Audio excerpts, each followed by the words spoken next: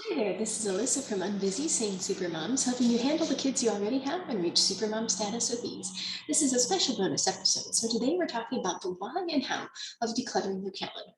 So does decluttering your calendar count, or is it just a cop-out digital declutter?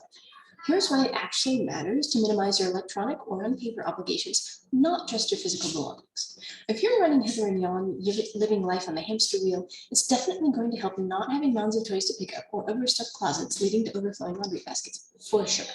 But if you have zero time between the park and library outing to switch even one load of laundry and can't take 10 minutes to prep the Instapot for supper, you've got bigger problems than too many clothes. You need a declutter session for your life, not just your things. If you're convinced but unsure of how to start the non-tangible decluttering process, here's what you're going to do. And first, if your calendar is about to explode and your schedule is stressing you out every time you look at it, I want you to discover exactly what you need to do to banish the overcommitted woes when you get instant access to your calendar sanity checklist so you can quit the busy. It's time to de-stress your schedule right now. The link for that is in the description below for you. So first things first, start from the ground up, not the other way around. Choose your favorites instead of picking what to get rid of. It's the same purging advice you've used when you're editing those closets. So here's how to do this, but from your calendar. Imagine what your favorite day or week or month would be like. What have you got going on? What frequency of park or library outings? What about errands? They do have to get done after all. Do you need an afternoon downtime session built into each day? I do. How often do you want to grab coffee with friends? See your family? Do you even want to volunteer this year, or is that too much?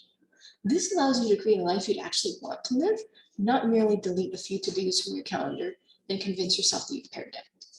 Just like when you were dealing with your kid's bedroom, a little trash pickup and a broken toy removal doesn't cut it. He needs a full-on, no-holds-barred decluttering session to fix what's going on, right? So the beauty of the tabula rasa or blank slate approach is that you discover your idea a lot faster.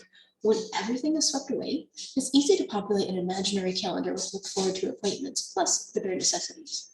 Rather than reluctantly chipping away at your recurring reminders, cautiously deleting one here, one there, all the while worried that you shouldn't be removing anything from that list. Second, get in the habit of looking for the least stressful way to cross things off your list.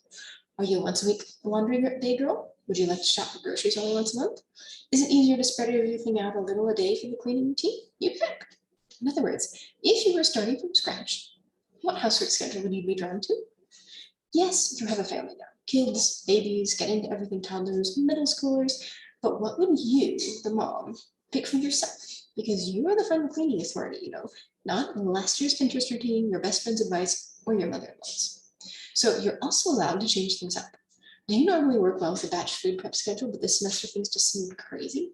Give yourself permission to delete bulk food prep day from your calendar and replace it with a daily prep one food thing appointment. It's okay. You're still getting the work done, and that's all that matters. Get rid of the notion that you have to stick with the same schedule you've been trying to make work since you had your third baby with little to no success. If something's not working, that's your cue to change things up, not beat yourself up for failing. So choose a weekly routine that makes sense to you, whether that's a little a day or do it once and don't think about it. Finally, I know you've got a lot going on, and some of those calendar write-ins aren't even good things. But when you're overcommitted, overbusy, and overscheduled, something's got to go. And yes, that means some of the good things. What's good, but not ideal at this season of life? What's stressing you out, but you'd like to get to sometime or some year? Is there something you'd love to step into but haven't allowed yourself? It's perfectly allowable to tell yourself that this year you're going to take a year off from outside commitments so you can prioritize your sleep with a newborn, but next year you'll consider volunteering at your child's school, but only one day a month for starters. You can ease into it, so banish the all or nothing volunteer mentality. You are helping when you only have space for an occasional fill-in. This is just a taster to see if the activity is something that should become part of your family's regular routine. And to do that, it has to prove itself. You already overscheduled your kids or yourself once. You don't ever want to do that again, right? So give yourself room to breathe when something taxing is going on.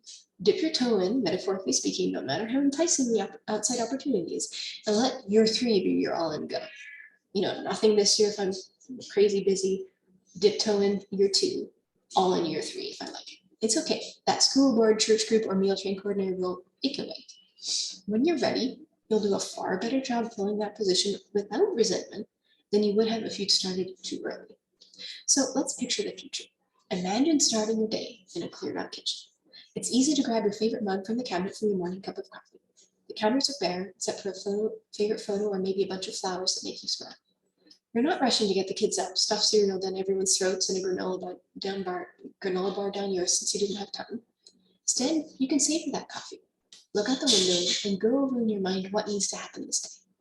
You've got the mental space to anticipate problems with your kids' attitudes, or build in an extra 15 minutes at the park if the weather's nice, or maybe come up with an alternate supper meal if you accidentally forgot to thaw the neck of hamburgers. None of that would have happened if you'd been gulping down coffee, yelling at your kids to get up, and hoping you didn't forget anything important on your way out the door.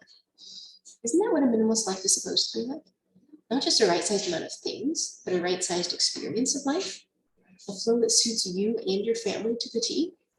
That's what minimalism means to me, and it takes a calendar clear out to get it. When do you have time to start yours today? Is your calendar about to explode? Is your schedule stressing you out every time you look at it? Discover exactly what you need to do to banish the overcommitted woes. Get instant access to your calendar sanity checklist so you can quit the busy, because it's time to de-stress your schedule right now. And the link is in the description below for you. That's all for now. Have a wonderful day.